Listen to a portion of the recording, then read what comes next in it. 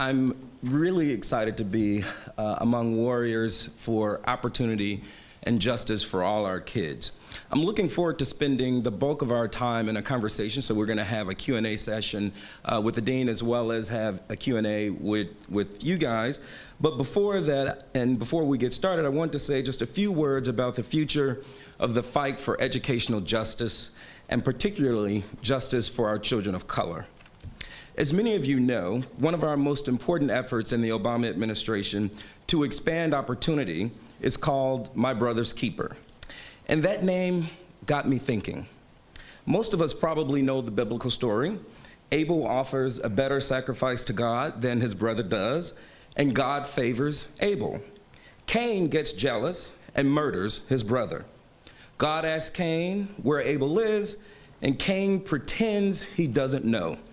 He responds like a surly teenager, "Am I my brother's keeper?" Not only has he killed his brother, but he makes clear that he takes no responsibility for him.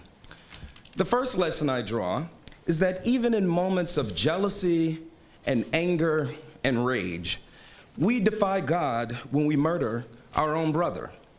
It's a lesson so obvious it hardly bears repeating, except that it so desperately needs repeating here in Baltimore, in my hometown of Chicago, and in so many other cities across our country. Too many of our brothers are picking up guns and murdering our other brothers, and we cannot rest in the work to end the killing. But there's another lesson here too, which is that we err profoundly when we try to pretend that we are not responsible for our brothers and sisters, that somehow we are not their keeper. It's a truth that humbles me. I stand here today because I was, in a sense, kept, because someone took responsibility for me when I was young without a lot of advantages. Some of you know that my boss and friend, Secretary John King, had to take responsibility for himself as a child when his mother died and his father succumbed to Alzheimer's. As strange as it seems, and we learned this a night or two after he appointed me, word for word, the same is true for me. When I was coming up on the south side of Chicago, my mother died of a heart attack, and my father got sick with Alzheimer's. Even when they were alive, we didn't have much. My father's work as a plasterer and a bricklayer was seasonal, and my mother didn't work outside the home. After my mother died and my father got sick, things got a lot tougher. I was the oldest child, and I ran the family at the age of 14. And just a few weeks after my mom passed, just before I entered high school, I was robbed at gunpoint. At times, we lived on food stamps and worried when they'd next turn the lights off. I hated being poor. I comforted myself with a vision of making it big as a businessman, and back then, to me, that meant owning the corner store. Plenty of my friends from back then are doing something like that today, and there's great dignity in running a small business. But the reason I'm here now, serving the President of the United States, is that someone made the choice to be my keeper. For me, it was Miss Schmidt, my 10th grade English teacher at Dunbar High School. At Dunbar, it was tough. It produced more dropouts than it did graduates. But Miss Schmidt had big plans for me, bigger than the plans I had for myself. She convinced me that I had talent. She made me feel smart. And she created a safe space for learning in a world filled with gang fights and unpaid bills. She told me to go to college. And then she sent me down to the University of Illinois in Champaign to visit her son for a weekend so that I could understand that college was an attainable reality. She took responsibility for me. Fundamentally, that idea that we will not pretend that we don't know where our brothers and sisters are, that we will take collective responsibility for them, that idea underlies so much of what President Obama's administration has done in education. Because as you know well, the reality for kids growing up like I did still troubles the nation's conscience. So many of the jobs that will give a young person a shot at the American dream require a college degree. But our black and brown brothers and sisters, especially the brothers, aren't getting them nearly enough. Among white young adults, about 43% have completed a bachelor's degree. But among young black women, only 25% have a college degree. And for Hispanic women, it's only 19%. For the young men, it's even worse. 18% for African Americans and 15% for Hispanics.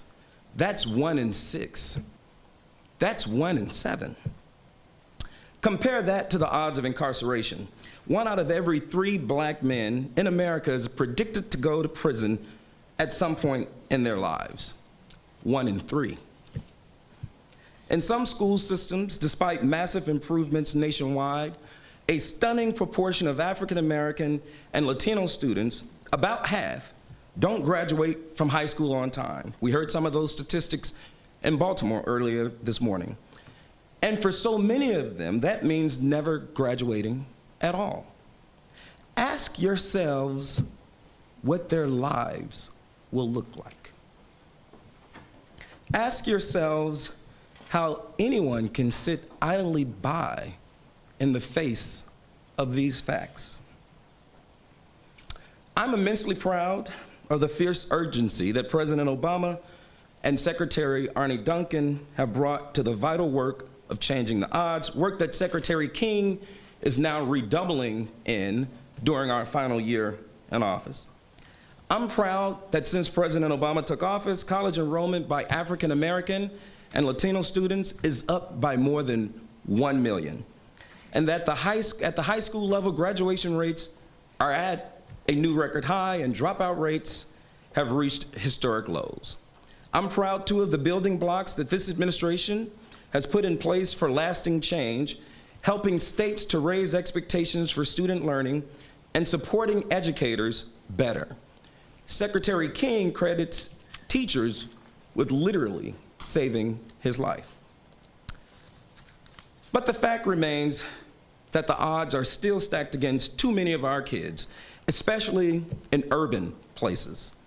About 1/3 of African American and Latino children grow up in poverty, and they are between 6 and 9 times more likely than white children to live in areas of concentrated poverty. About 2/3 of black children live with only one parent, a significant risk factor for high school dropout. And far too many of our young brothers and sisters attend schools where educational expectations and discipline policies remain infected with institutional racism. For our nation, for our states, for our communities, that's why it's so important to press forward with the changes of recent years.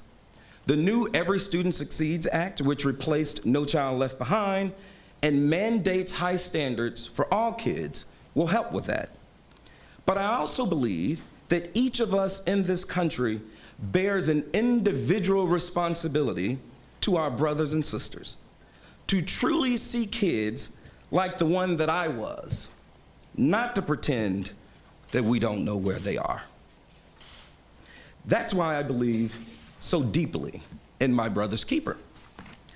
As you may know, MBK is an ambitious effort across the entire federal government that also brings together partners from almost every sector to improve opportunity, especially for our boys and young men of color. It focuses on a set of milestones that really matter, from entering school healthy and ready to learn, to graduating from high school prepared for college and career and beyond. What makes me especially excited about MBK is the opportunities it offers for folks in our communities, folks like you and me, to step up and become part of the solution, to actually participate in changing the odds for our kids of color, especially those at risk of becoming the statistics we've talked about this morning. You and I, and adults everywhere, we can be a part of turning this around. How? Let me mention just a couple of ways. One part of MBK I'm especially excited about is what we're calling Success Mentors. The idea here is to connect trained, caring adults to our most vulnerable students. We are starting with 30 high-need school districts with the goal of eliminating chronic absenteeism in targeted grades, and we expect to reach over 250,000 students over the next 3 years. A few weeks ago, I was very excited to join the Miami-Dade School District that's launching their program and to meet with a number of the students and the mentors down in Miami, Florida. Another way that folks just like you and I can be involved is really timely. The White House just recently launched the Summer Opportunity Project, calling on school leaders, employers, and communities to invest in summer learning and increase the number of job and internship opportunities for all young people. Educators can start planning now to ensure that every student in need has access to a summer learning opportunity. Large employers and small business owners can provide more young people with their first job or internship. And community and faith-based leaders can open their doors as summer meal distribution sites. All of us, parents, mentors, industry leaders, and other caring adults, can help young people navigate the pitfalls and dream a bigger dream for their lives, just as Ms. Schmidt did for me. MBK is more than just an opportunity for regular folks to get involved, to help keep their brothers. It's one piece of an antidote to make things better. It's a way for people across the country to say that we won't accept the current reality for our young brothers and sisters, and that we will take action to change it. As a nation, as individuals, we know the answer to that ancient question: am I my brother's keeper? Yes, I am my brother's keeper.